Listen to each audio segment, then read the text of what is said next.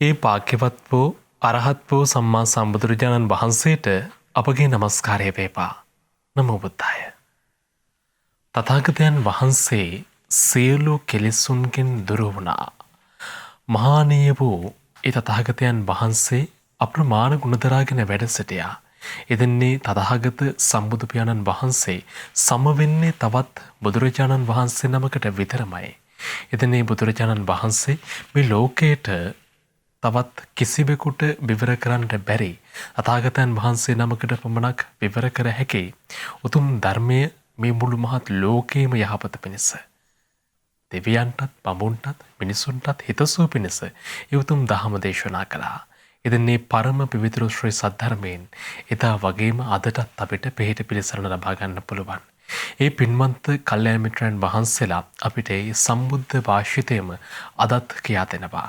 එතන්නේ සම්බුද්ධ භාෂිතේ ඒ සිත නිවන සම්බුදු දහම ඔබේ ජීවිතයට සමීප කරවන රූපවාහිනී මාධ්‍ය කල්යාණ මිත්‍රා ශ්‍රද්ධා රූපවාහිනිය සමගින් තමයි ඔබත් අපිත් මෙලෙසින් එකතු වෙලා ඉන්නේ. දහම් මැස 15 සොඳුරු සදහම් කතිකාවතරයි අදත් අපි මෙලෙසින් එකතු වන්නේ. එදෙන් පින්වත් ස්වාමින් වහන්සේ අප කෙරේ අනුකම්පාවෙන්ම රූපවාහිනී මැදිරියට වැඩම කළා. ස්වාමින් වහන්සේව අපි පළමු කොට බොහෝම ගෞරවයෙන් নমස්කාර පූර්වකව පිළිගනිමු. සාන්තු සාන්තු සාන්තු.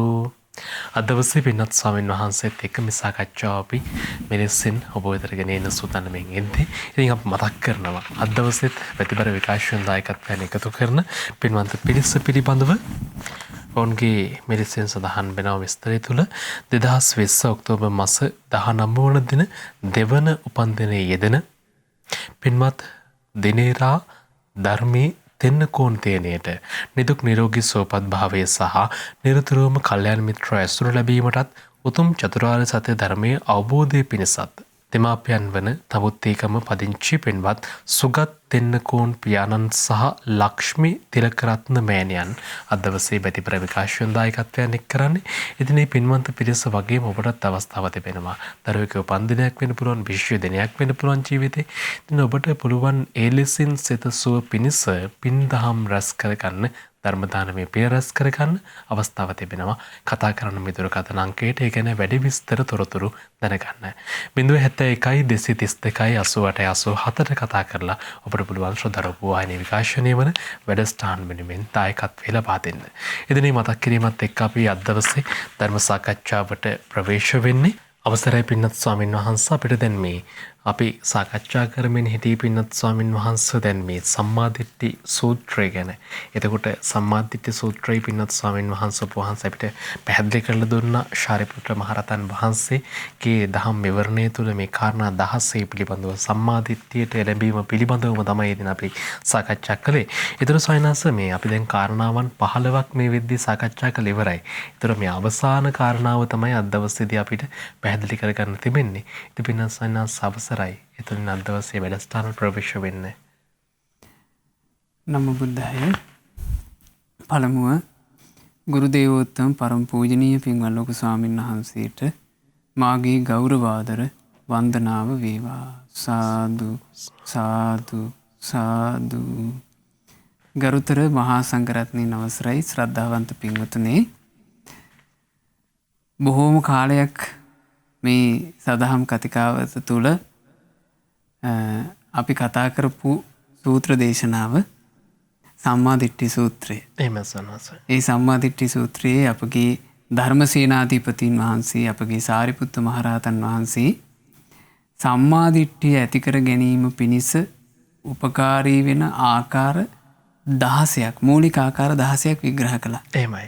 මේ විග්‍රහය කරන්න පෙර සාරිපුත්ත මහරහතන් වහන්සේ දේශනාව ආරම්භ කළේ ලක්ෂණ සාරිපුත්ත මහරහතන් වහන්සේ වදාරනවා අර රැස් වෙලා හිටපු භික්ෂූන්ට ආයස්මතුනි යම් කෙනෙකුට සම්මා දිට්ඨිය තියෙනවා කියන්නේ එහෙම නැත්නම් යම් කෙනෙක් ජීවිතය ගැන හරියට දකිනවා කියන්නේ යම් කෙනෙකුගේ ජීවිත දැක්ම ඍජුයි කියන්නේ යම් කෙනෙක් ජීවිතය දකින පිළිවෙලට අනුව ඔහු ධර්මයට පැමිණුණා කියන්නේ කොපමණකින්ද කියලා නැහුවේ.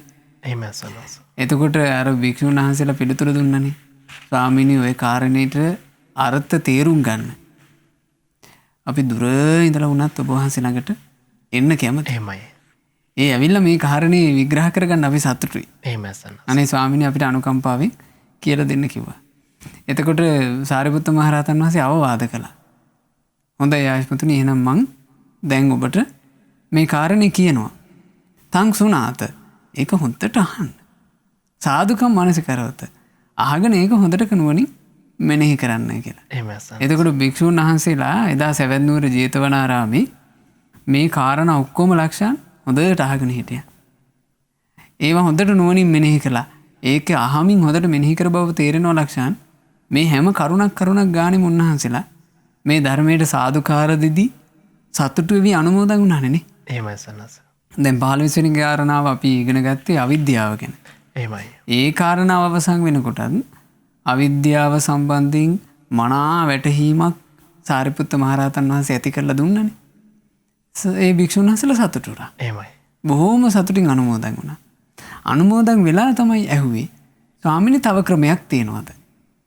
අන්න ඒ වෙලාවේ සාරිපුත්ත මහරහතන් වහන්සේ මේ සම්මාදිට්ඨි සූත්‍රයේ තුල පෙන්වලා දෙන විග්‍රහයන් අතර අවසාන විග්‍රහය. ඒ තමයි සාරිපුත්ත මහරහතන් වහන්සේ වදාළ ලක්ෂණ යතෝකෝ ආවුසෝ ආර්ය ශාවකෝ ආයුෂ්මතුනි යම් කලෙක ආර්ය ශ්‍රාවකයා ආසවං පජානාති. මේවා තමයි ආශ්‍රව කියලා දැනගන්න ඕන. ඊළඟට ආසව සමුදයං පජානාති. ආශ්‍රව හටගන්නේ මෙහෙමයි කියලා දැනගන්න ඕන. ආසව නිරෝධං පජානාති. ආශ්‍රව නිරුද්ධ වෙන්නේ මෙහෙමයි කියලා දැනගන්න ඕන. ආසව නිරෝධ ගාමිනී පටිපතංච. ආශ්‍රව නිරුද්ධ කරන්න තියෙන ප්‍රතිපදාව මේකයි කියලා දැනගන්නවා නම් ඔන්න ඔපමණකිමුත් ශ්‍රාවකයට සම්මා දිට්ඨිය තියෙන කෙනෙක් කියලා කියන්න පුළුවන් කියනවා. දැන් ආශ්‍රව කියන කාරණේ ගත්තාම ලක්ෂාන් බුද්ධ ශාසනය ඇතුලේ අපගේ තුන් ලෝකාග්‍ර මහා කාරුණික බුදුරජාණන් වහන්සේට කියනවා කීනාසව. එහෙමයි. ආශ්‍රව ශය කළ උත්තමයන් වහන්සේ. සාරිපුත්ත මහරහතන් වහන්සේ මහා මොග්ගල්ලාන මහරහතන් වහන්සේ වගේ අරහත් උත්තමයන් වහන්සේලාටත් කියනවා කීනාශ්‍රව. එහෙමයි. ආශ්‍රව ශය කළ උත්තමයන් වහන්සේලා.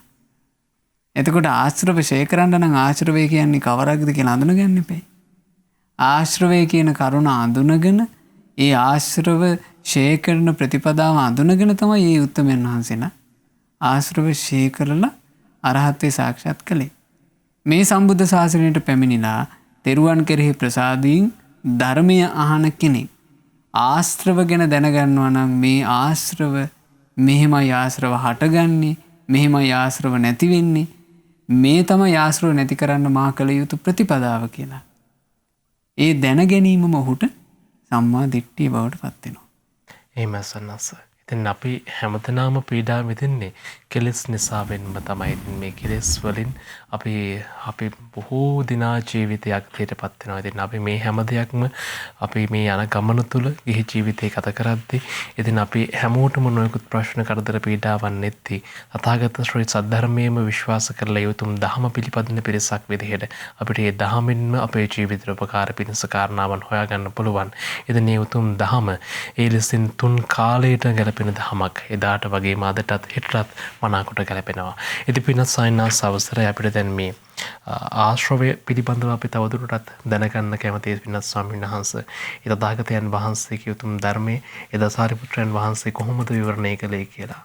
ඇත්තම ලක්ෂණ මේ ආශ්‍රව ගැන කතාව ආශ්‍රව ගැන ඉගෙන ගැනීම කියන දේ අපට තුන් ලෝකාග්‍ර භාග්‍යවත් බුදුරජාණන් වහන්සේගේ අපේ ශාස්ත්‍රුන් වහන්සේගේ ධර්මයෙන් විතරයි උන්වහන්සේගේ සිරි සම්බුදු බෝමඩලින් විතරයි මේවා අහන්න ලැබෙන්නේ. එහෙමයි. මොකද මේ ලෝකේ බුද්ධ ශාසනයෙන් පරිබාහිර තැනක කිසි කෙනෙක් ආශ්‍රව දුරු කළේ නෑ. එහෙමයි සන්නස.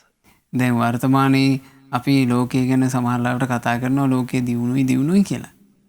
නමුත් ඔය දියුණුවයි කියන ලෝකයේ මොනම තාක්ෂණයක් මුල් කරගෙනවත් මේ ලක්ෂණ ආශ්‍රව දුරු කරන්න බෑ.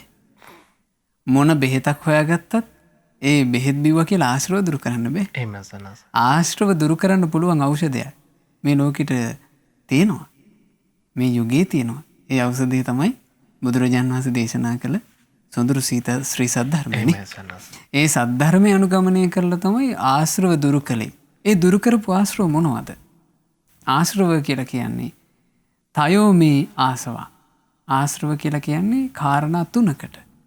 ඒ තමයි කාම ආශ්‍රව. කාමය කියන්නේ ආශ්‍රවයක්. භව ආශ්‍රව. භව කියලා කියන්නේ ආශ්‍රවයක්. ඊළඟට අවිජ්ජා ආසව. අවිද්‍යාව කියලා කියන්නේ ආශ්‍රවයක්. ඔය තමයි ආශ්‍රව තුනේ. එතකොට ශාස්ත්‍රුන් වහන්සේ, බුදුරජාණන් වහන්සේ, ඊළඟට රහතන් වහන්සේලා. ඇත්තම අපි ගත්තොත් එහෙම ලක්ෂණ භාග්‍යවත් බුදුරජාණන් වහන්සේ තමයි ආශ්‍රව දුරු කළ මුලින්ම කීනාශ්‍රව බවට පත් උනේ. බුදුරජාණන් වහන්සේ කාමාශ්‍රව, භවආශ්‍රව, අවිජ්ජාශ්‍රව කියන මේ ආශ්‍රව දුරු කරලා ආසවක්ඛය ඥානය උපන්ද ගත්තා. දැන් අපි අහලා තියෙනවානේ බෝමැඩදී බුදුරජාණන් වහන්සේ මේ සවස් කාලෙම මාරයා පරාජය කරලා මේ මාර පරාජයෙන් පස්සේ ත්‍රිවිද්‍යාව සාක්ෂාත් කළා කියලා. ත්‍රිවිද්‍යාව කියලා කියන්නේ මොකක්ද ලක්ෂණ? පළවෙනි විද්‍යාව තමයි පුබ්බේ නිවාසානුස්සති ඥානය. දියුණු කරන නුවණින් උන්වහන්සේ දැක්කා පෙරවිසූ කඳ පිළිවෙල. පෙරවිසූ කඳ පිළිවෙල දකින්නවා කියලා කියන්නේ පින්වතුනි పూర్ව ජාතිවල ඉපදී ආපු හැටි. බුදුරජාණන් වහන්සේ දියුණු කරපු නුවණින් දැක්කා. ඒ තමයි පළවෙනි විද්‍යාව. ඒකට කියනවා පුබ්බේ නිවාසානුස්සතිය. ඊළඟට බුදුරජාණන් වහන්සේ උපදවාගත්ත දෙවනි විද්‍යාව ඒ තමයි චුතූපපාත ඥානය. චුතූපපාත ඥාණයෙන් තමයි දකින්නේ කර්මානුරූපව මේ සත්වයා මේ උපතක් කරා යන හැටි. ඒ ඥානෙ භාග්‍යවතුන් වහන්සේ උපදවගත්තා. තුන්වෙනි නුවණ ආසවක්ඛය ඥානය. ආසවක්ඛය ඥානය කියලා කියන්නේ තමන් වහන්සේගේ චිත්තාභ්‍යන්තරයේ තිබෙන කාමාශ්‍රව, භවආශ්‍රව, අවිජ්ජාශ්‍රව කියන කෙලෙස් කසට මුළුමනින්ම දුරු වුණා කියලා උන්වහන්සේ තමන් වහන්සේගේ ජීවිතේ දැක්ක. මේක හරියට මෙහෙම කියනවා ලක්ෂණ.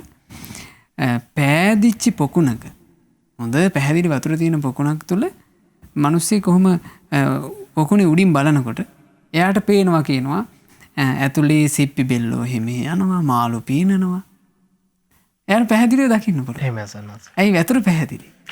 අන්න පැහැදිලි විලක් ඇතුලේ ඒ දේවල් මනාව දකිනවා වගේ බුදුරජාන් වහන්සේ තමන් වහන්සේගේ චිත්ත අභ්‍යන්තරයේ දැක්ක කියනවා කාමාශ්‍රව කියන කිලුටින්, කාමාශ්‍රව කියන බොරින් පිරිසිදු වෙලා. කාමාශ්‍රව නැහැ. ඊළඟට භව ආශ්‍රව නැහැ. ඊළඟට අවිද්‍යා ආශ්‍රව නැහැ. ආන්ගේ ආශ්‍රව දුරු වෙච්චි හිත මුලින්ම පිංගුතුන් උපදව ගත්තේ අපි සරණ ගිය අපගේ භාග්‍යවත් බුදුරජාන් වහන්සේ. පස්සේ බුදුරජාන් වහන්සේ මේ ආශ්‍රව නසන වැඩපිළිවෙලක් මේ ලෝකයට සම්මා සම්බුදුරජාන් වහන්සේ දේශනා කළා. ඒ ධර්මයේ හික්මිලා තමයි අනිත් උත්තමයන් වහන්සේලා පසු කාලීනව රහතන් වහන්සේලා කීනාශ්‍රව බවට පත්තුනි ලක්ෂණ. එතකොට මේ ඒ නිසාම භාග්‍යතුන් වහන්සේ මේ කාමයට ගැරහුවනේ. කාමය කියන එකට බුදුරජාණන් වහන්සේ නිතර ගරහ කළා. දැන් විශේෂයෙන් භික්ෂූන්ට. මොකද භික්ෂුන් වහන්සේලා ලක්ෂණ මේ දහම් වැඩ පිළිවෙලට කැප වෙනවනේ. එක තැනක අහනවා බුදුරජාණන් වහන්සේ භික්ෂුන්ගෙන් අහනවා, මහණෙනි ඔබ පිණ්ඩපාතේ හිම වඩිනකොට කවුරු හරි ඇහුවොත් එහෙම ඔබෙන් ආයස්මතුනි ඔබ මේ ඔය විදිහට සිවුරු පොරවගෙන මේ සීලයක් පුරන්නේ දිව්‍ය ලෝකේ යන්න පතාගෙනනේ කියලා කිව්වොත් එහෙම මහණෙනි ලැජ්ජා හිතෙනව නේද කියලා ඇහුවා භාග්‍යවතුන් වහන්සේ. එතකොට අර භික්ෂුන් වහන්සේලා කියනවා අනේ ඔව් ස්වාමීනි ලැජ්ජාවක් හට ගන්නවා. බුදුරජාණන් වහන්සේ දේශනා කළා මහණෙනි ඔබ ඒ දිව්‍ය කාමයක් පිළිකුල් කරනවා නම් එහෙම පව පිළිකුල් කරන්න ඕන කිව්වා. දැන් මේ දිව්‍ය කාමයක් එහෙම පිළිකුල් කරනවා නම් පාපයට කොහොමද පිළිකුල් කරන්න ඕන කිව්වා. බුදුරජාණන් වහන්සේ මේ කාමය කියන එක ඒ විදිහට ලක්ෂණ මේ කාමයට ගරහ කළා. ඊළඟට බුදුරජාණන් වහන්සේ උපත දැන් එක අවස්ථාවක තියෙනවා මේ භික්ෂුන් වහන්සේ නමක් ධර්මයේ දියුණු කරලා ඒ භික්ෂුව ලක්ෂණ අනාගාමී භාවයට යනකම් හිත දියුණු කරලා තිබුණේ. අනාගාමී ශ්‍රාවකෙක් කියලා කියන්නේ ඉතින් ධර්ම මාර්ගයේ සෑහෙන දුරක් ගියපු කෙනෙක්නේ. මේ අනාගාමී වෙච්ච ස්වාමීන් වහන්සේට දැන් භාග්‍යවතුන් වහන්සේට පේනවා බුදුරජාණන් වහන්සේ දැන් බලන්නේ අපි බාහිරින් බලනවා වගේ නෙවෙයි. මේ චිත්ත අභ්‍යන්තරේ කුසල් වඩන එක පේනවනේ. බුදුරජාණන් වහන්සේට පේනවා දැන් මේ භික්ෂුව ප්‍රමාදයි. බුදුරජාණන් වහන්සේ දවසක් මේ භික්ෂුව ළඟට ගිහින් අහනවා. භික්ෂුව ඔබට ඉස්සර තිබුණ වීරිය දැන් පේන්න නැහැ. ඇයි භික්ෂුව වීරිය නොකරන්නේ? කිව්වා ස්වාමීනි භාග්‍යතුන් වහන්සේ මං හිතුවේ මම දැන් අනාගාමී තත්ත්වයට හිත දියුණු කළා. එහෙමයි සන්නස. මම කල්පනා කළේ සුද්ධාවාස බ්‍රහ්ම ලෝකේ ඉපදිලා. අනාගාමී වෙච්ච අය ලක්ෂයන් ගිහින් උපදිනවනේ සුද්ධාවාසයේ. එහෙමයි සන්නස. සුද්ධාවාස බ්‍රහ්ම ලෝකේ ඉපදිලා එහෙදිම කෙලෙස් නසන්න. එහෙදිම රහත් වෙන්නම් කියලා හිතුවේ කිව්වා. බුදුරජාණන් වහන්සේ එතකොට උපමාවක් වදාලා. භාග්‍යතුන් වහන්සේ දේශනා කරනවා ඈ භික්ෂුව අසුචි කියන දේ චුට්ටක් වුණත් ගොඩාක් වුණත් ගඳමයි නේද කියලා ඇහුවා. කෙල කියන එක චුට්ටක් වුණත් ගොඩක් වුණත් ගඳමයි නේද කියලා ඇහුවා. මූත්‍ර චූට්ටක් වුණත් ගොඩක් වුණත් ඒ ගන්ධස්ථාර එකමයි නේද කියලා ඇහුවා. එහෙමයි සන්නස. ආන් ඒ වගේ භික්ෂුව උපත කියන එක චුට්ටක් වුණත් ගොඩාක් වුණත් දුකමයි කිව්වා. ඕන ශාස්ත්‍රඥ වහන්සේ දහම් දේශපු ආකාරය. එහෙමයි. භවයේ වර්ණනා කළේ නෑ. භවයෙන් භවයට ඉපදී යෑම බුදුරජාණන් වහන්සේ වර්ණනා කළේ නෑ. ඒ භික්ෂුවට කියනවා භික්ෂුව ඇහිපිල්ලමක් ගහන වෙලාවක් බුදුරජාණන් වහන්සේ යලි උපත නම් වර්ණනා කරන්නේ නෑ කිව්වා. ඒ නිසා නිදහස් වෙන්න කිව්වා මහන්සි වෙලා. මේ අවවාදය අරගෙන ඒ භික්ෂුන් වහන්සේ ඊටාම ටික කලයි සියලු කෙලෙස් නැසලා රහතන් වහන්සේ බවට පත් වුණා. ඒ බුදුරජාණන් වහන්සේ මේ භවයේ වර්ණනා කළේ නෑ. ඊළඟට අවිද්‍යාව නිතර බුදුරජාණන් වහන්සේ මේ බොහෝ දේශනාවල දේශනා කරන්න ලක්ෂණ. මේ මනුස්ස ජීවිතේ ලැබපු කෙනා දුකේ හට ගැනීම, දුක නිරුද්ධ කිරීම, දුක නිරුද්ධ කරන ප්‍රතිපදාව කියන මේ චතුරාර්ය සත්‍ය අවබෝධ කරන්න මහන්සි ගන්න කියලා. මොකද ලක්ෂණ මේ ජීවිතය ඇතුලේ කෙනෙකුගේ කාම ආශ්‍රවේ වැඩ කරනවා නම්, භව ආශ්‍රවේ තියෙනවා නම්, අවිද්‍යාශ්‍රවේ තියෙනවා නම් මේ ආශ්‍රවයේ තිබීම නිසා ආශ්‍රවයෙන් විපාකයක් හැදෙනවා. ඒ ආශ්‍රවයේ විපාකේ භයානකයි. එහෙමයි සන්නස. ආශ්‍රව තියෙන ජීවිතයට විපාකයක් තියෙනවා. ඒ විපාකේ භයානකයි. ඒ නිසායි භාග්‍යතුන් වහන්සේ මේ ආශ්‍රව දුරු කිරීම වර්ණනා කළේ. එතන පින්නත් ස්වාමීන් වහන්සේ දැන් මේ ආශ්‍රවවල විපාකය කියලා කාරණාවක් අපි අහලා තියෙනවා සන්නස. මොකද්ද සන්නස මේ ආශ්‍රවවල විපාකය කියලා කියන්නේ? ආශ්‍රවවල විපාකේ පහදලා දෙද්දි ලක්ෂණ බුදුරජාණන් වහන්සේ දේශනා කළා මේ ආශ්‍රව තියෙන කෙනාට ආශ්‍රවයේ තිබීම නිසා ලැබෙන විපාකේ.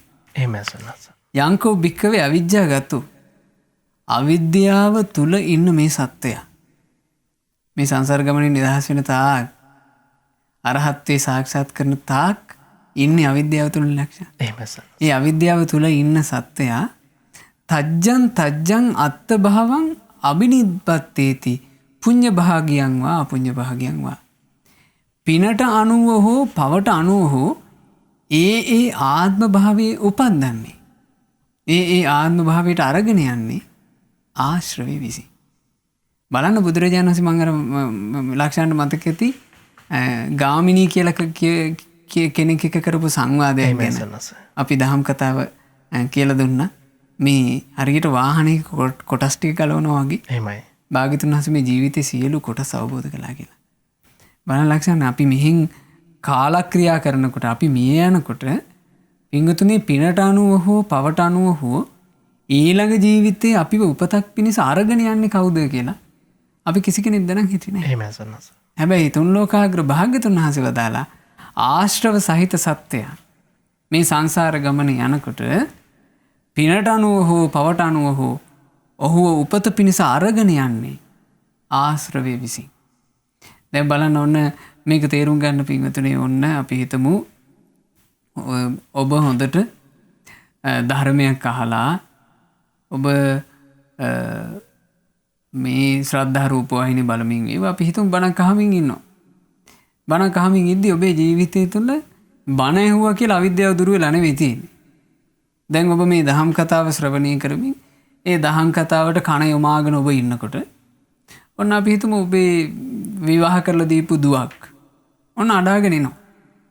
අඬාගෙන ඇවිල්ලා එතකොට ඔන්න ඔබ බණ අහන එක වැත්තකින් තියලා ඔබ අහනවා මොකෝ? එතකොට කියනවා අනේ අම්මා මේ මම බැඳපු ඒ මිනිස්යාගේ හරි කරදරේ. එහෙම නැත්නම් නැන්දම්මගේ කරදරේ කියලා ඔන්න දුවගේ ප්‍රශ්නයක් කියනවා. දුවගේ ප්‍රශ්නේ කියපු ගමන් ඔබට දරු සෙනෙහස නිසා ඔන්න ඔබේ හිතේ හටගන්නවා මේ බලවත් වේදනාවක්. අනේ මගේ දරුවට අකටයුතුකම් කරලා කියලා ඔබට දුකක් හටගන්නවා.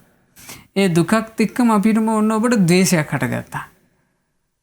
මගේ දරුවට මේකුම් වත දෙනවා කියලා. ද්වේෂය හට ගන්නකොටම පින්වතුනි ඔබේ පණ යනවා.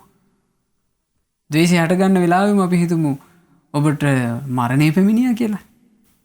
ඔබ මලාට පස්සේ අර හිතේ තිබුණු දුෂ්ට හිත නිසා ඔබ කර්මානුරූපව ගිහිල්ලා නිරයේ උපදිනවා. මෙහි මනුස්ස ලෝකෙන් චුත වෙනකොට ඔබව නිරයට අරගෙන යන්නේ කවුද? ඔබව නිරේ කරා අරගෙන යන්නේ ඔබේ පාපයට අනුව නිරයට ඇදලා ගිහින් දාන්නේ ආශ්‍රවය විසින්. ඊළඟට අපි හිතමු හොඳට පින් කරපු කෙනෙක් ඉන්නවා කියලා. ඒ හොඳට පින් කරපු කෙනා මෙහෙන් කාලක්‍රියා කරනකොට ඔන්න එයා මෙතනින් චුත වෙනවා. මෙතනින් චුත වෙලා එයා මේ හොඳට ධර්මයේ පුරුදු කරන්න පුළුවන් තවතිසාවේ උපදිනවා. එහෙමයි සන්නස. වෙනයම් හෝ දෙව් භවනක උපදිනවා.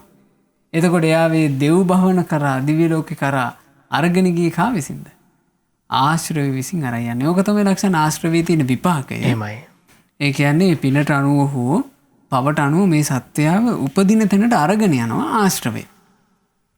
ඒ අරගෙන යන විදි අනුව පවට අනුව හෝ පිනට අනුව හෝ අරගෙන යන විදිහ අනුව ලක්ෂණ ආශ්‍රව විවිධාකාරයි. එහෙමයි. ආශ්‍රවයන්ට විවිධත්වයක් පැනවෙනවා ඒ අරගෙන යන ආකාරය අනුව. එහෙමයි සන්නස. දහම්මැස 15 වැඩසටහනත් එක තමයි මේ ලෙසින් අපි එකතු වෙලා ඉන්නේ. ඉතින් පින්වත් ස්වාමීන් වහන්සේ අපිට කියලා දෙන්නේ සාරිපුත්ත මහරහතන් වහන්සේ ඒ සම්මා දිට්ඨියට එළමෙන්න කියපු කාරණාවන් 16න් අවසාන කාරණාව මේ ආශ්‍රවත් එක්ක තමයි අපි මේ සාකච්ඡා ආශ්‍රවයෙන් කොහොමද නිදහස් වෙන්නේ කියන අව කාරණාවන් ආශ්‍රව කියන්නේ මොකක්ද කියන කාරණාව බොහොම හොඳින් අවබෝධ කරගන්න ඉතින් අපි කතා කරමින් ඉන්නේ. ඉතින් පින්වත් ස්වාමීන් වහන්සේ මේ වහන්සේ පැහැදිලි කරලා දැම්මේ ආශ්‍රව විවිධාකාරයි කියලා. මොකද සයන්නාසේ කාරණාව මේ ඇයි ආශ්‍රව විවිධාකාර වෙන්නේ සයන්නාස? ආශ්‍රවවල විපාකයේ ලක්ෂණ දැන් අපි කතා කරන්නේ. ඒ ආශ්‍රවවල විපාකයේ මේ ගැන කියනකොට අපි තේරුම් ගත්තා මේ අවිද්‍යාව සහගතව සංසාරේ යන සත්‍යය. අවිද්‍යාව තුල සසරේ යන අපි යම් අවස්ථාවක මිය යනවාද? ඒ මිය පරලෝ යනකොට පවට අනුව හෝ පිනට අනුව ඊළඟ උපතට අරගෙන යන්නේ ආශ්‍රවයේ විසින්. එහෙමයි. ඒ අරගෙන යන විපාකයේ අනුව තමයි මේ විවිධත්වය බෙදෙන්නේ. බුදුරජාණන් වහන්සේ දේශනා කළා කතමු ආසවණං වේමත්තන. මොකද්ද මේ ආශ්‍රවයන් වල තියෙන විවිධත්වය? අත්තිබික්කවේ ආසවා නිරේගාමිනිය. බුදුරජාණන් වහන්සේ දේශනා කළා ඇතැන් ආශ්‍රව තියෙනවා. ඒ ආශ්‍රවයේ විසින් කරන්නේ මේ සත්‍යයව නිරයට අරගෙන යන එක. අත්තිබික්කවේ ආසවා තිරච්ඡාන යෝනි ගාමිනියා. ඇතැන් ආශ්‍රව තියෙනවා. ඒ ආශ්‍රවයෙන් කරන්නේ මේ සත්‍යයව තිරිසං යෝනියට අරගෙන යන එක. අත්තිබික්කවේ ආසවා පෙත්ති විසය ගාමිනියා. ඇතැන් ආශ්‍රව තියෙනවා. ඒ ආශ්‍රවයෙන් කරන්නේ මේ සත්‍යයව ප්‍රේත ලෝකයට අරගෙන යන එක. අත්තිබික්කවේ ආසවා මනුස්ස ලෝක ගාමිනියා. ඇතැන් ආශ්‍රව තියෙනවා. ඒ ආශ්‍රවෙන් කරන්න මේ සත්‍යයව මනුස්ස ලෝකයට අරගෙන යන එක. අත්තිබික්කවේ ආසවා දේවලෝක ගාමිනිය. ඇතැන් ආශ්‍රව තියෙනවා. ඒකින් කරන්නේ මේ සත්‍යයව දෙව්ලොවට අරගෙන යන එක. මේක තමයි ආශ්‍රවයේ තියෙන විවිධත්වය. එතකොට අපිට මේකෙන් තේරෙනවා යම් ආශ්‍රවයක් නිරයට අරගෙන යනවද? යමක් තිරිසන් ලොවට අරගෙන යනවද? යමක් പ്രേත ලොවට අරගෙන යනවද? මේවා ඔක්කොම පවට අනුව සිද්ධ වෙන එක. යම් ආශ්‍රවයකින් මනුස්ස ලෝකයට වේවා දෙව්ලොවට වේවා අරගෙන යනවාද පින්වතුනි? ඒක සිද්ධ වෙන්නේ පිනට අනුව. එතකොට මේ ආශ්‍රවයේ විවිධ මේ විපාකයේ අනුව තමයි මේ විවිධත්වය කියන එක හැදෙන්නේ. ඉතින් මේ කාරණාව හොඳට තේරුම් ගන්න පුළුවන් සිදුවීමක්. දැන් ඔන්න බුද්ධ කාලයේ භාග්‍යතුන් වහන්සේ වැඩ ඉන්න කාලෙම එක්තරා බොහෝම ගුණ සම්පත් තියෙන රහතන් වහන්සේ නමක් වැඩ හිටියා. මේ රහතන් වහන්සේ ගම්මානේ පිණ්ඩපාති වඩිනකොට එක ගෙදරකින් මේ ස්වාමීන් වහන්සේට හරි පැහැදුනා. ඒ පැහැදිලා ඒ ගෙදර මිනිස්සු ඒ ගෙදර හිටියේ මේ අලුත විවාහ වෙච්චි මේ ජෝඩුවක්. මේ අලුත විවාහ වෙච්චි මේ යුවල මේ ස්වාමීන් වහන්සේට ආරාධනා කළා, අනේ ස්වාමීනි ඔබ වහන්සේ මේ ගමේ ගයක් පාස ආයේ පිණ්ඩපාතේ වඩින්න ඕනේ නැහැ. අපි බොහෝම සතුටුයි ඔබ වහන්සේට දන්පැන් පූජා කරන්න. අනේ ඔබ වහන්සේ වඩින්නකෝ අපේ නිවසට හැමදාම කියලා. ඔන්න ඉතින් ආරාධනා කළා. ඉතින් ඒ උත්තමයන් වහන්සේ ඒක බාරගත්තා. දැන් බාරගෙන මේ ස්වාමීන් වහන්සේ හැමදාම මේ මිනිස්යාගේ ගෙදෙට්ටම පිණ්ඩපාතේ වැඩම කරනවා. මේ පිණ්ඩපාතේ වැඩම කරද්දී මේ නිවස පින්වතුනේ මේ නිවසේ පුරුෂයා කලේ ඔහු හරි දක්ෂයෙක් මැණික් උපදාන්න. එතකොට මේ ප්‍රදේශයේම හම්බ වෙන මැණික් මේ මිනිසයාට ගෙනත් දෙනවා. එතකොට ඉතින් මෙයා කරන්නේ මේක ලස්සනට උපමට්ටම් කරලා ඒක තමයි මෙයාගේ ජීවිතේ. රහතන් වහන්සේ කලක් මෙහෙම වැඩම කරලා තියෙනවා. කාලයක් මෙහෙම වඩිද්දී දවසක් මේ මිනිසයාට එදා හම්බෙලා තියෙනවා දඩමසක්.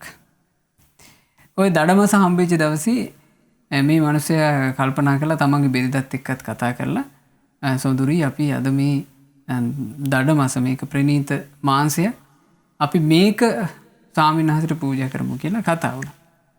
ওই වෙලාවේ දැන් අර රහතන් වහන්සේ වින්තුනේ වැඩම කළා මේ දානේ පිණිස නිවසට. රහතන් වහන්සේ වැඩම කරාට පස්සේ ආසන පනවලා ඒ රහතන් වහන්සේ මේ ලොකු ගෙදරක් නෙමෙයි. එළිය පුටුවක් පනවලා මේ පුටුවේ වඩා හිඳව අනේ ස්වාමීනි ඔබ වහන්සේ වැඩ ඉන්න මේ ආසනෙම අපි ඔබ වහන්සේට දම්පැන් සකස් කරන කන් චුට්ටක්. මොකද මසක් වෙනවනේ. ටිකක් පරක්කු වෙවි කියලා. එතකොට මේ මිනිහා ඒ වෙලාවෙත් අර මස් කප හිටියේ. එතකොට මස් කපනකොට අතේ ලේ තැවරිලා තිබුණා. ඔය වෙලාවෙම ඕන්න මේ ස්වාමීන් වහන්සේත් දාණයට වැඩම කරලා ගේ ඉස්සරහා වාඩි වෙලා ඉද්දි මේ වෙලාවෙම එනවා රාජපුරුෂයෙක්. රාජපුරුෂයා අරගෙන ආවා මණිකක්. මේ මණික අරගෙන ඇවිල්ලා අර මිනිසයාට කතා කරලා මේ මිනිසයාට දුන්නා. මේන්න මේ මණික රජුරුව ඔහෙට දෙන්න කිව්වා. ඉක්මනින් ඔපමට්ටම් කරලා දෙන්න කියලා. දැන් රාජපුරුෂයා මේ මණික අරගෙන ඇවිල්ලා දෙනකොට අර පුද්ගලයා ඒ වෙලාවේ හිටියේ අතේ ලේ තවරගෙන. එතකොට මේ පුද්ගලයාට මේ ඒ වෙලාවේ අර හදිසියට මේ මණික ලේ තැවරිච්ච අතින් අරගෙන එහෙම්ම ඒක තිබ්බා කියනවා. මේ මණික එතන තියෙනකොට එමෙසනස මේ මිනිස්සයා ඇහැ පැත්තට යනවා මේ හොඳට දෑත හොදගෙන ඉන්න. මේ මණික අරන් තියන් තමයි ගියේ. දෑත හොදගෙන ඉන්න ඒ යන අවස්ථාවේ මේ ගෙදර ඉඳලා තියෙනවා පින්වතුනි හුරතලයට ඇති කරන කොස්වාල හිණියෙක්. මේ කොස්වාල හිණියා අර මණික දැක්කා.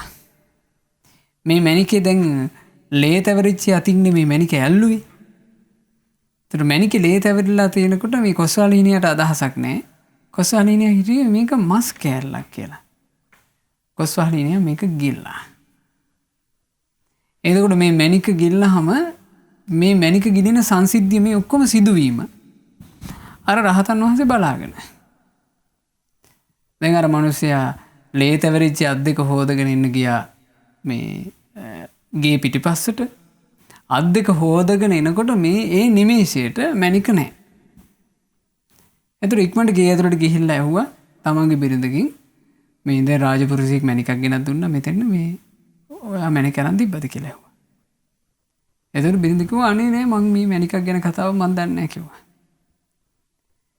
එතකොට මේ මිනිස්සයා ආයෙ ඇවිල්ලා අතන බැලුවා දැන් මණික කෝ බිම බැලුවා මණික නැහැ. රජුරුවන්ගේ මණික දැන් දුප්පත් මිනිස්සෙක් ඉතින් කලබල වෙනවා කියන එක සාධාරණයි. මේ මිනිස්සයා බොහොම කලබල වුණා. කලබලෙත් එක්කම මේ මිනිස්සයා සැක කළා අර ස්වාමීන් වහන්සේ මොකද මේ ගෙදරට වෙන කෙනෙක් ආවේ ගියේ නැහැ. මෙයා ගිහින් කිව්වා සොඳුරිය මට නම් හිතෙන්නේ මේ අපේ ගෙදරට දන් වළඳන්න ඉන්නේ සිවුරු පුරවගත්ත හොරෙක්ද කොහෙද? එකත් එකටම මේ භික්ෂුව තමයි මේක ගන්න ඇත්තේ කියලා ඔන්න සැක කළා. හැබැයි එහෙම සැක කරද්දිවත් අර කාන්තාවට සැකයක් උපන්නේ නැහැ. ඇය කියනවා අනේ එහෙම කියන්න එපා මේ මෙච්චර කාලයක් අපේ ගෙදරට වැඩම කරලා දන් වළඳපු උත්තමයන් වහන්සේ. හරි බලමුකෝ මං දෙකින් එකක් බලා ගන්නම් කියලා දැන් මේ මිනිස්සයා අර ස්වාමීන් වහන්සේ ළඟට ගිහින් ඇහුවා ස්වාමීනි දැන් ඔබ වහන්සේ දැක්කනේ මෙතෙන්ට රාජපුරුෂයෙක් මණිකක් අරගෙන ඇවිල්ලා ඒ රාජපුරුෂයා මගේ අතට මණික දෙනවා ඔබ වහන්සේ දැක්කනේ. ඒ මණික ස්වාමීනි මං අත හොදගෙන ඉන්න මම මෙතනින් තිබ්බා. දැන් මං එනකොට මේ මණික නැහැ. ස්වාමීනි මණිකට මොකද වුනේ කියලා ඇහුවා. ආද්දි මේ ස්වාමීන් වහන්සේට කියන්න බෑනේ පින්වතුනි. පින්වත මා දන්නේ නැහැ කියලා කියන්න බෑ. ඊළඟට මේ ස්වාමීන් වහන්සේට කියන්න බෑ පින්වත ඒ මණික අර සතා ගිල්ලා කියන්න බෑ. මොකද ගිල්ලා කියපු ගමන් ඒ කොස්වාලීනියා මරනවා. ඒ සතා ගැන අනුකම්පාවක් හටගත්තා. මේ රහතන් වහන්සේ නිහඬ වුණා. නිහඬ වෙන්න අර මිනිසයාගේ සැකේ වැඩි වුණා. මේ මිනිසයා මේ ස්වාමීන් වහන්සේට පහර දිදී ඇහුවා. මණික ගත්තේ මේ මණික ගත්තද මණික අරගෙන තියාගත්තේ කොහෙන්ද මණික මට දීපන් කියලා දැන් ගහනවා. අවසානයේ කියනවා මේ මිනිසයා වරපටක් ගෙනල්ලා මේ ස්වාමීන් වහන්සේගේ මේ රහතන් වහන්සේගේ හිස වටේ තෙරපල ඇද්දා කියනවා හොද්දටම කිටි කිටි. එතකොට මේක උහුල ගන්න බැරුව මේ රහතන් වහන්සේගේ නාහින් ලේ කැටියක් බිමට වැටුණා. ඒ ලේ කැටිය බිම වැටෙනකොට ඒ ලේ ටික බොන්නත් ඒ ලේ ටික කන්නත් අර කොස්වාලීනිය මෙතෙන් ඉගිලගෙන ආවා. ඒ කොස්වාලීනිය පින්වතුනි මෙතෙන් එනකොටම කේන්ති ගිහිල්ලා ඉන්නේ මේ මිනිස්සයාට. මේ මිනිස්සයා කේන්තියට උඹත් මේක ආවද මේ ආසරින් ගන්න කියලා අර කොස්වාලීනියට ගැහුවා පයින් පහරක්. මේ පාපහර ගහනකොට කොස්වාලීනිය වීසි වෙලා ගිහිල්ලා වැටුනේ මැරිලා. එතකොට මේ රහතන් වහන්සේ දැක්කම මේ කොස්වාලීනියට ගහපු පාරේ සැරට ඌ මැරුණා වගේ. කෙදිරි ගගා මේ රහතන් වහන්සේ දැන් කොච්චර වේදනාවක් ඇද්ද අර මේ පුරුෂයා මේ අහිංසක රහතන් වහන්සේට ගුටි බෙට දුන්නා. ඊළඟට හිස වටේ වරපටක් අඹරලා ඔළුව තෙරපුවා. මේ රහතන් වහන්සේ කෙදිරි ගාමින් කියනවා පින්වත පොඩ්ඩක් බලන්න. අර සතාට මොකද වුනේ? අර සතා මැරිලාද කියලා බලන්න කිව්වා. එතකොට මේ පුරුෂයා කිව්වා මේ ඒ සතා ගැන වගක් නැහැ ඔබ වහන්සේට. ඔබ වහන්සේ මණික ගත්ත තැන මේ මණික ගත්තද නැද්ද කියලා කිව්වේ නැත්තම් ඔබ වහන්සේටත් ඔය සෙතේ තමයි කියලා දැන් මේ මිනිස්සයා ද්වේෂයෙන් මේ ද්වේෂය උපදව ගත්තේ රහතන් වහන්සේ නමක් කෙරෙහි. අවසානයේ මේ රහතන් වහන්සේ කියන නිසාම කිව්වා පින්වත අර සතාව බලන්න මං කියනවට අහලා. එතකොට මේ සතාව ගත්තා. එතකොට ඌ මැරිලා. එතකොට රහතන් වහන්සේ කිව්වා පින්වත ওই සතාගේ බඩ බලන්න මණික තියෙයි. මේ බඩ පැලලා බලනකොට ඇතුලේ තියෙනවා මණික. ඒ මණික ගන්නකොට මේ මිනිස්සයා වෙවුලලා ගියා.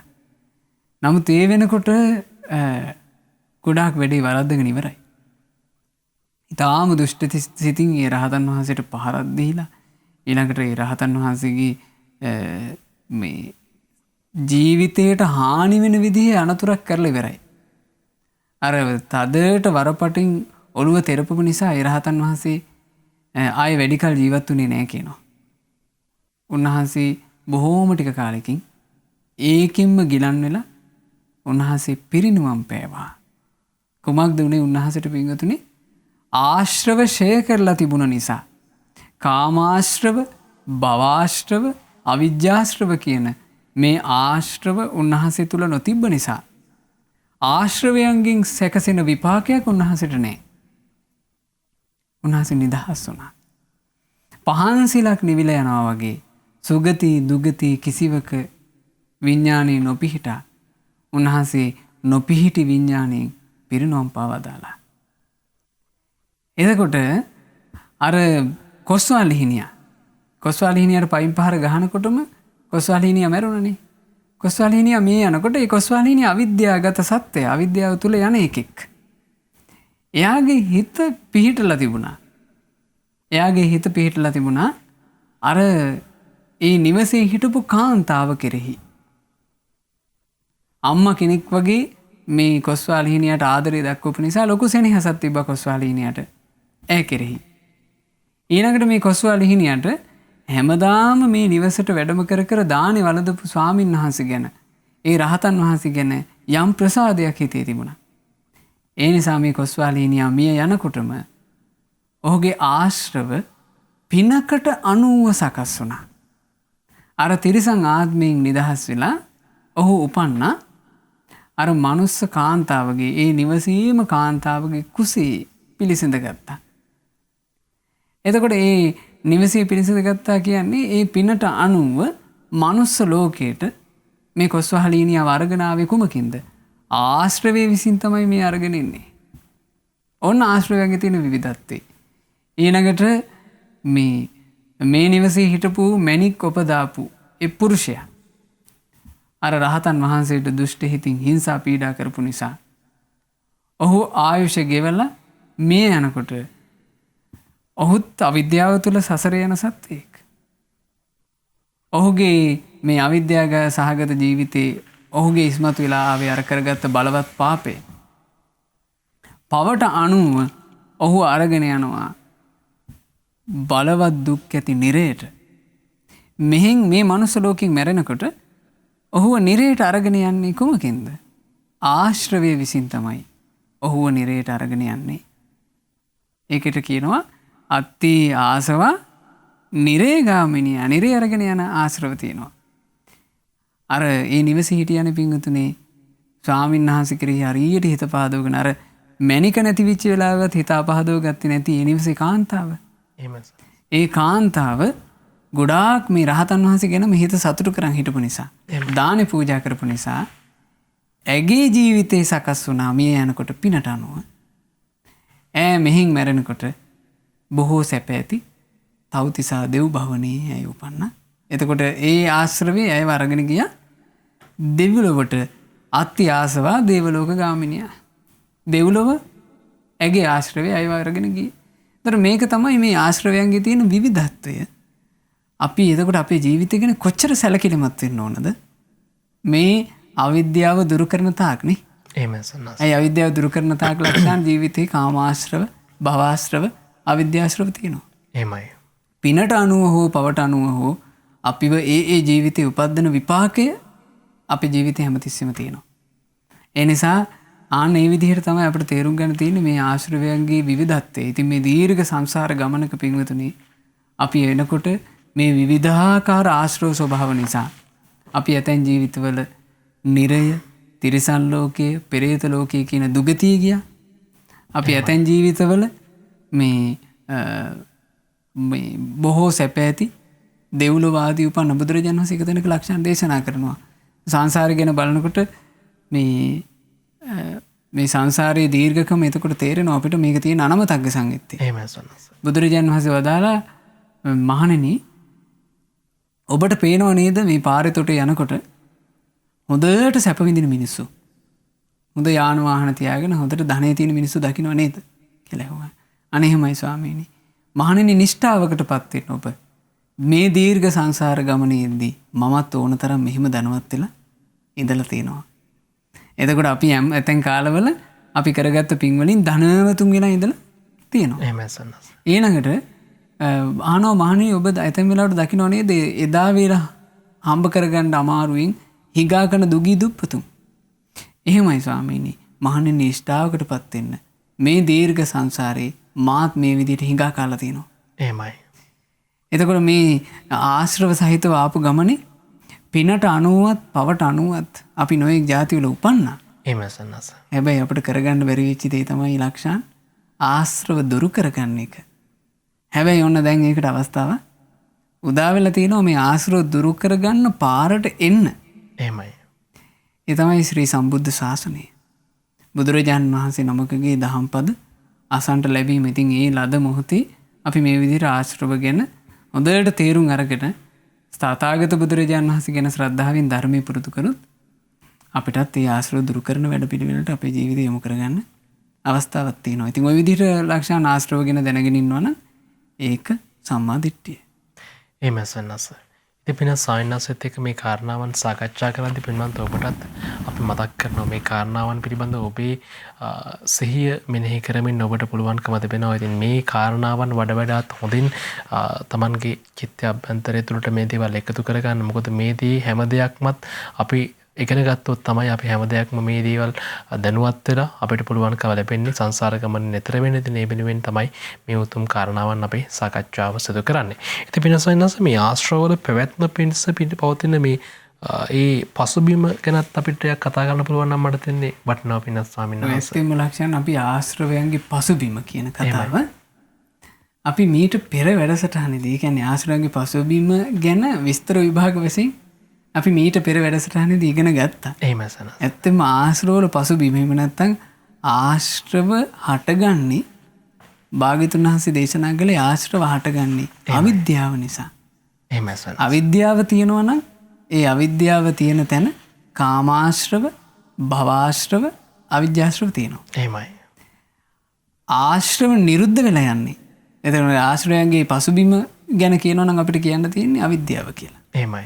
ඒ පසුබිම නැසුවොත් තමයි ආශ්‍රව නිරුද්ධ කරන්න ලැබෙන්නේ. ඒ පසුබිම නැසනවා කියලා කියන්නේ අවිද්‍යාව නිරුද්ධ කිරීම. එහෙමයි. අවිද්‍යාව නිරුද්ධ කළොත් එහෙම ඒකම තමයි කියනවා ආශ්‍රව නිරෝධය. එහෙමයි. දැන් අවිද්‍යාව නිරුද්ධ කරපු රහතන් වහන්සේලාගේ ජීවිතේ මේ ආශ්‍රවයන්ගේ විපාකයේ හෝ මේ ආශ්‍රවයන්ගේ විවිධත්වයේ හෝ තිබ්බේ නැහැනේ ලක්ෂණ. එහෙමයි. දැන් හරි පුදුම සහගත සිදුවීම් මේ බුද්ධ ශාසනයේ තියෙනවානේ. ගෝධික කියලා භික්ෂුවක් හිටියා. එහෙමයි සන. මේ ගෝධික භික්ෂුවට ලක්ෂණ තිබිලා තියෙනවා කර්මානුරූපව උන්වහන්සේට ආපු බොහෝම බලවත් රෝගයක්. මේ බලවත් ලෙඩෙන් උන්වහන්සේ පීඩා විඳ හිටියේ. හැබැයි ලක්ෂණ හොඳ යෝනිසෝ මනසිකාරයක් තිබිලා තියෙනවා. හොඳට ධර්මයේ මෙනෙහි කරලා තියෙනවා. එහෙමයි. ඔය ගෝධික භික්ෂුව හිටියේ කාලශිලාවල රජගහනුවර කාලශිලාවේ තමයි උන්වහන්සේ වැඩ හිටියේ. එතකොට ගිලන් වෙලා. ඉතින් මේ ගෝධික ස්වාමීන් වහන්සේට මේ බලවත් වේදනාව උපදිනකොට දවසක් හිතෙනවා මට මේ මෙච්චර විදෝ ඉන්නවට වඩා හොඳයි කුසල් හිතකින් මගේ දිවි තොර කරගත්තා නම් කියලා. එතකොට මේ හිතුවිල්ල මේ භික්ෂුව හිතනකොට මේක දැක්ක ලෝකේ මේ බලපවත්වන ප්‍රධාන බලවේගය මාරයා. මාරයා මේ හිත දකින්න. එහෙමයි සන. මාරයා මේ හිත දැකලා මාරයාට දැන් මාරයාට ඒ වෙලාවේ හිතක් උපදිනවා ලක්ෂණ මේක බුදුරජාණන් වහන්සේට ගිහින් කියන්න ඕන කියලා. එහෙමයි සන. මේ මාරයාට මෙහෙම හිතක් උපන්නේ මේ ගෝධික ස්වාමීන් වහන්සේගේ සියදිවි හානි කර ගැනීම කියන එක යම් විශේෂ ස්වභාවයක් මාරයාට තේරුණා. එහෙමයි සන. මොකද මේ ගෝධික ස්වාමීන් වහන්සේ මේ සියදිවි හානි කරගන්න ගියාට හොඳ බලවත් කුසල් හිතක්. එහෙමයි. බලවත් යෝනිසෝ මනසිකාරයක් ඇතුවයි මේක මේ කරන්නේ. එතකොට බුදුරජාණන් වහන්සේ ළඟට ගිහිලා මාරයා කියලා තියෙනවා. ස්වාමීනි භාග්‍යතුන් වහන්සේ සුගතයන් වහන්සේ වැඩ ඉද්දි අන්න සුගතයන් වහන්සේගේ ශ්‍රාවකෙක් තමන්ගේම ජීවිතේ තොර කරගන්න හිතනවා. තථාගතයන් වහන්සේ වැඩ ඉද්දි කොහොමද එහෙම එකක් වෙන්නේ කිව්වා. එතකොට බුදුරජාණන් වහන්සේ මාරයා කියපු කතාව ගණන් ගත්තේත් නෑ. බුදුරජාණන් වහන්සේ වදාලා මාරේ කලබල වෙන්න ඕනේ නෑ. නුවණ තියෙන අය ඔහොමත් කරනවා කිව්වා. දැන් මේ කාරණේ වරදව ගන්න එපා මේ කාරණේ ශ්‍රවණය කරලා මේක පිංගුතුනේ බුද්ධ ශාසනයක් තුල තථාගත බුදුරජාණන් වහන්සේ වැඩ ඉද්දි විතරක් සිද්ධ වෙච්ච ආශ්චර්යයක්. මෙහෙම අවස්ථා දෙකක් සිද්ධ වුණා ලක්ෂණ ගෝධික තෙරුන් වහන්සේගේ පිරිනිවීම සහ වක්කලි මහරහතන් වහන්සේගේ පිරිනිවීම. ඒ දෙකම මේ සම සිදුවීම්. එතකොට ගෝධික ස්වාමීන් වහන්සේ ලක්ෂණ දැලිපිහියක් අරගෙන තමන්ගෙම ගෙල තමන්ම සිඳගත්තා. සිඳකොට කලුරිය කළා. දැන් කලුරිය කරනකොටම දෙවිවරු බුදුරජාණන් වහන්සේ ඇවිල්ලා කියලා තියෙනවා. ස්වාමීනි ගෝධික තෙරුන් වහන්සේ තමන්ම තමන්ගේ ජීවිතේ තොර කරගෙන උන්වහන්සේ කාලක්‍රියා කළා කියලා. ඉතින් බුදුරජාණන් වහන්සේ ඒ වෙලාවේ භික්ෂූන්ට කතා කරනවා. මට මතක විදිහට බුදුරජාණන් වහන්සේ වැඩ හිටි ගිජ්ජකූටි. බුදුරජාණන් වහන්සේ වදාරනවා මහණෙනි අපි එහෙනම් කාලශිලාවට යමු. ගෝධික කුලපුත්‍රයා යම් තැනක කාලක්‍රියා කළාද අපි එතෙන් යමු කියලා. මේ යනකොට ලක්ෂණ ඈතදීම පේනවා කියනවා. දැන් මේ කාලශිලාවේ සමහරට අර ගෙල සිඳගත්තට පස්සේ එලි මහන්නට වගේ මේ ශරීරය ගෙනත් තියෙන්නේ නැති. එහෙමයි. යහන පිටින් තිබුණා. ඈතට පේනවා කියනවා මේ ස්වාමීන් වහන්සේගේ මෘත ශරීරයේ අසල මෙහෙම මේ මීදුමක් වගේ කළු දුමාරයක් වගේ එකක් එහෙට මෙහෙට යනවා. උඩට යනවා පහලට යනවා හරහට යනවා මේ පේනවා. ඉතින් එතකොට බුදුරජාණන් වහන්සේ භික්ෂුන්ගෙන් අහනවා මහණෙනි අර ඔබ දැක්කද නිකන් කළු දුමාරයක් වගේ එකක් එහෙට මෙහෙට යන හැටි. එහෙමයි ස්වාමීනි. මහණෙනි ඔය වෙන මුකුත් නෙවෙයි. ඔය වසවර්ති මාරයා. ඔය මාරයා එහෙමේ යත යමින් මොකද්ද ඔය හොයන්නේ? ගෝධික භික්ෂුවගේ විඥාණය හොයනවා කිව්වා. මේ කෙනා දැන් කාලක්‍රියා කළා කොහෙද උපන්නේ එහෙමයි සන්නස. කියලා හොයනවා. එතකොට භික්ෂුන් වහන්සේලා අහනවා ස්වාමීනි අපගේ ගෝධිකයන් වහන්සේ කොහෙද උපන්නේ? බුදුරජාණන් වහන්සේ වදාළා නැහැ මහණෙනි. ගෝධික ආශ්‍රව සියල්ල ශේකොට නොපිහිටි විඥාණයෙන් පිරිනුවම් පෑවා කිව්වා. එතකොට මාරයාට දැන් ගෝධික ස්වාමීන් වහන්සේ පිරිනුවම් පාන්ට කලින් ඒ කියන්නේ ලක්ෂණ අර ගෙල සිඳ ගන්න කලින් මාරයා ගෝධික ස්වාමීන් වහන්සේගේ ජීවිතය දකිනවා කෙලෙස් සහිතයි. එහෙමයි. එතකොට නමුත් දැන් ඔන්න කලුරිය කළා කෙලෙස් සහිත කෙනෙක් නම් ආයෙ ගිහින් උපදින්න ඉපේ. දැන් කොහෙද ගියේ කියලා මාරයට හොයාගන්න බෑ. ඒකේ තමයි මේ මාරය කලබල වුණේ. අර දුමක් වගේ මවාගෙන හෙව්වා. ඒ පරිණිරවාණයට කියනවා මේ ලක්ෂණ සමසීස කියලා. එහෙමයි සන්නස. ඒ සමසීස කියලා කියන්නේ කෙලෙස් නසනවට කියනවා ලක්ෂණ සෝපාදිශේෂ පරිණිරවාණ. කෙලෙස් නැසීම. කෙලෙස් නැසූ රහතන් වහන්සේ පිරිනවම් පානවට කියනවා. ඒ කියන්නේ මේ මෘත ශරීරය අත්හැරලා දාලා යනවට කියනවා අනුපාදිශේෂ පරිණිරවාණ. එහෙමයි සන්නස. යම් අරහත් භික්ෂුවකගේ සෝපාදිශේෂ පරිණිරවාණය සහ අනුපාදිශේෂ පරිණිරවාණය දෙකම එකවර වෙනවනම් ඒකට කියනවා සමසීස කියලා. එතකොට වක්කලි මහරහතන් වහන්සේගෙත් එහෙමයි සිද්ධ වුණේ. ගෝධික මහරහතන් වහන්සේගෙත් එහෙමයි සිද්ධ වුණේ. උන්වහන්සේලා අර අවිද්‍යාව කියන එක නැසුවා. අවිද්‍යාව කියන පසුබිම නැසපුවාම චතුරාර්ය සත්‍ය අවබෝධයෙන් අවිද්‍යාව කියන පසුබිම නැසපුවාම ආයේ ලක්ෂණ ආශ්‍රව වලට පිටින්ද පසුබිමක් නැහැ. එහෙමයි. සියලු ආශ්‍රව දුරු වුණා. රහතන් වහන්සේලා ලෙස පිරිනොම් පෑවා. එහෙමයි සන්නස.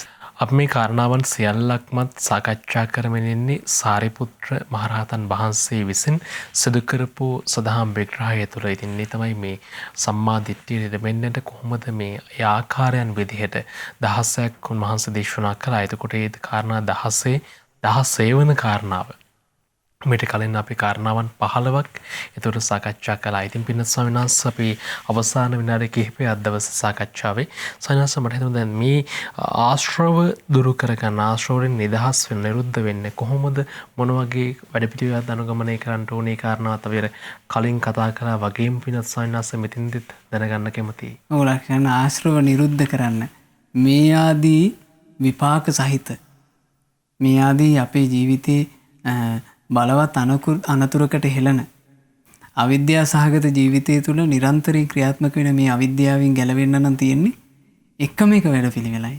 එහෙමයි. ඒක ආර්ය අෂ්ටාංගික මාර්ගය. ආර්ය අෂ්ටාංගික මාර්ගය තමයි ආශ්‍රව නිරුද්ධ කරන්න තියෙන ප්‍රතිපදාව. යම් අරහත් උත්තමයන් වහන්සේලා ආශ්‍රව ෂේ කළා දාලා නිකලස් භාවයට පත් වුණාද කීනාශ්‍රව භාවයට පත් වුණාද ඒ සියලු උත්තමයන් වහන්සේලා ඒ දේ කරගත්තේ ආර්ය අෂ්ටාංගික මාර්ගයේ ගමන් කරලාමයි. ඒ නිසා ලක්ෂණ යම් කෙනෙක් ওই විදිහට ආශ්‍රව ගැන, ආශ්‍රව හට ගැනීම ගැන, ආශ්‍රව නිරෝධය ගැන සහ ආශ්‍රව නිරෝධ කරන ප්‍රතිපදාව ගැන දැනගෙන ඉන්නවනම් එපමණකිමුත් එතාවතාපි එපමණකිමුත් ඔහුට තියෙනවා සම්මා දිට්ඨිය. ඔය විදිහට සාරිපුත්ත මහරහතන් වහන්සේ මේ මහා ධර්ම විග්‍රහය දැන් අපි දවස් කීයක් තිස්සේ මේක වැඩසටහන් කීයකදී කතා කළාදනේ? එහෙමයි. මේ මහා විග්‍රහය ඔය විදිහට කරුණු 16කින් නිමා කළා. ඒ කාරණා 16 වදාරලා අවසන් වෙනකොට අර භික්ෂුන් වහන්සේලා දුර ඉඳලා වුණත් ඇවිල්ලා මේ කාරණේ දැනගන්නම් කියලා සතුටින් අහන් හිටපු භික්ෂුන් වහන්සේලා බොහෝ සෙයින් සතුටටපත් වුණා. සාරිපුත්ත මහරහතන් වහන්සේගේ භාෂිතේ සතුටින් අනුමෝදන් වුණා. ඉතින් අපිත් මේ උතුම් රහතන් වහන්සේලා අපේ ජීවිතයේ සැපය පිණිස අපේ ජීවිතයේ යහපත පිණිස දේශනා කළ මේ ධර්මයන් ගැන හිත පහදව ගන්න ඕන. අනුමෝදන් වෙන්න ඕන. ඒ අනුමෝදන් වීම හිත පහදව ගැනීම අපට බොහෝ කල යහපත පිණිස හිතසුව පිණිස ඒකාන්ත වශයෙන් හේතු වෙනවා.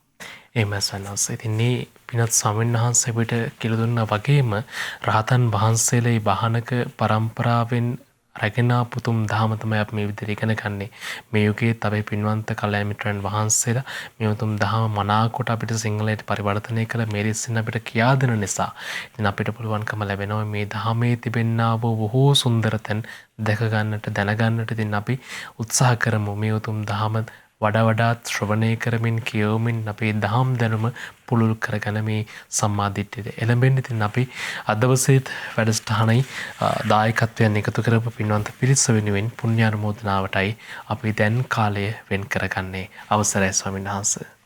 දහම්මැස 15 සදහන් කතිකාවතට පින්වතුනි අද අනුග්‍රහය දරන්නේ ඔක්තෝබර් මාස 19 වන දිනට දෙවන උපන්දිනයේ යෙදෙන පින්වත් දිනේරා ධර්මී තෙන්නකෝන් දියණියට නිදුක් නිරෝග සුවය සහ නිරතුරුව කල්යාණ මිත්‍ර ඇසුර ලැබී චතුරාර්ය සත්‍ය අවබෝධය සැලසේවා කියන මේ උතුම් අරමුණෙන් සෙත් ප්‍රාර්ථනා කිරීම පිණිස ඒ දියණියගේ දෙමව්පියන් වන තඹුත්තේගම පදිංචි පින්වත් සුගත් තෙන්නකෝන් පියා සහ ලක්ෂ්මී තිලකරත්න මෑණියන් විසින් තමයි දායකත්වයෙන් එකතු කළේ. රැස් කළ පින් සියලු දෙවියෝ සාදරයෙන් සතුටින් අනුමෝදන් වෙත්වා පින් අනුමෝදන් වන සියලු දෙවියෝ මේ හැම දිනාට දෙවියන්ගේ ආරක්ෂාව සලසා දෙත්වා. සාදු සාදු සාදු.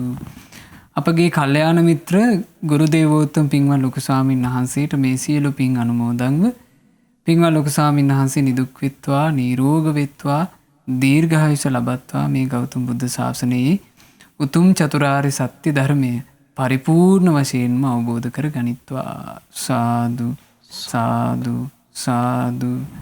මේ සුපින්වත් හැම දෙනාගේ නමින් මියගිය ඥාතීන්ටත් පින් අනුමෝදන්ව මියගිය ඥාතීන්ගේ පරලෝ ජීවිතේ සැපයට පත්වෙත්වා කියන අදහසින් පින් අනුමෝදන් කරන්න. විශේෂයෙන් අද මේ පින්කමේ මූලිකම අරමුණ බවට පත් වුණේ ඔක්තෝබර් මාසේ 19 වන දින දෙවන උපන්දිනයේ යෙදෙන ඒ සිඟිති දියණිය පින්වත් දිනේරා ධර්මී තෙන්නකෝන් දියණියට සෙත් ප්‍රාර්ථනා කිරීම. ඉතින් අද මේ උතුම් ධර්ම දානයෙන් රැස් වුණ පිනේ අනන්ත පුණ්‍ය ආශිර්වාදයත් තෙරුවනේ ආශිර්වාදයත් පුණ්‍යානුමෝදනාවෙන් සතුට වෙන සියලු දෙවියන්ගේ ආශිර්වාදයත් පින්වත් දිනේරා ධර්මී තෙන්නකෝන් දියණියට සැලසිලා දියණියට නිදුක් නිරෝග සුවය ලැබේවා.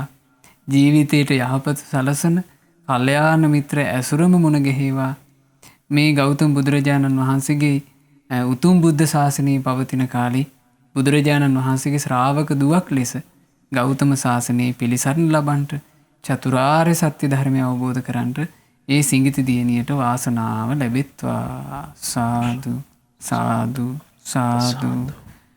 අද මේ උතුම් දහම් කතිකාවතට දායකත්වයේ දරන තඹුත්තේගම පින්වත් සුගත් තෙන්නකෝන් ලක්ෂ්මී තිලකරත්න යන ඒ සුපින්වතුන්ලාටත් පවුලේ සියලු දෙනාටත් විශේෂයෙන් සුගත් තෙන්නකෝන් මහත්මයාගේ සහ ඒ ලක්ෂ්මී තිලකරත්න මහත්මියගේ ආදරණීය දෙමාපියන් ඇතුළු පවුලේ සෑම සියලු දෙනාට මේ සියලු පින් අනුමෝදන් වේවා. ශ්‍රද්ධා මාසික ධර්ම දාන සමාජිකාවන්ට සහ සුපින්වත් ඔබ සෑම සියලු දෙනාට මේ සියලු පින්වල ආශිර්වාදයෙන් මේ ගෞතම ශාසනයේ ධර්මාවබෝධ කරන්නට ලැබේවා කියලා අපි සෙත් ප්‍රාර්ථනා කරනවා. හැම දිනාටම තෙරුවන් සරණයි. ඉතින් අද දවසේදී අපි යම් පිනක්ද රැස් කරගත්තේ උතුම් ධර්මයේ ශ්‍රවණය කරමින් සාකච්ඡා කරමින් ධර්ම දානමය පින රැස් කරගනිමින්. ඉතින් මේ ලෙසින් රැස් කළා වූ සියලු පුණ්‍ය ධර්මයන් අපි පින්වත් ස්වාමීන් වහන්සේට අනුමෝදන් කරමු. පින්වත් ස්වාමීන් වහන්සේට කායික මානසික සැප සැහැල්ලුව ඇති වෙලා මේ ගෞතම සම්බුදු සසුනේ උතුම් වූ චතුරාර්ය සත්‍ය ධර්මයේ සුවසේම අවබෝධ කරගන්නටම මේ සියලු පුණ්‍ය ධර්මයන් හේතු වේවා වාසනාව වේවා. සාදු සාදු සාදු. අද දවසේ වැඩසටහන විකාශනයේ වැඩිපුර දායකත්වයෙන් එකතු කළේ තඹුත්තේගම පදිංචි පින්වත් සුගත් තෙන්නකෝන් පියාණන් සහ ලක්ෂ්මී තිලකරත්න මෑණියන් විසින්. මේ පින්වන්ත පිරිස වගේම ඔබටත් පුළුවන් විශේෂ දිනයක් ජීවිතේ එනවනම් මේ දිනේ වෙනුවෙන් ඔබේ ජීවිතේ යහපත සෙත ශාන්තිය ප්‍රාර්ථනා කරමින් එහෙම නැත්නම් මේ පරිලෝකීය දෙමාපියන්ට ඥාති හිත මිත්‍රාදීන්ට පින් අනුමෝදන් කිරීමේ අපේක්ෂාව ඇතිව මෙවන් උතුම් වැඩසටහනක වැඩිපුර දායකත්වයන් ලබා දෙන්න. ඒ ගැන විස්තර දැනගන්න කතා කරන මේ දුරකථන අංකය 071 232 88 87. ඒ මතක් කිරීමත් සමගින් අද දවසේ වැඩසටහන මෙලෙසින් අපි නිමවටපත් කරනවා. හැම දිනාටම තෙරුවනේ රැකවරණේ යහපතම ප්‍රාර්ථනා කරමින් ඒ භාග්‍යවතුන් වහන්සේට අපගේ নমස්කාරය වේවා. නමෝ බුද්ධාය. මෙවැනි වටිනා ධර්ම දේශනා නැරඹීමට ශ්‍රද්ධා YouTube චැනලය සබ්ස්ක්‍රයිබ් කර සීනුව ලකුණ ඔබන්න.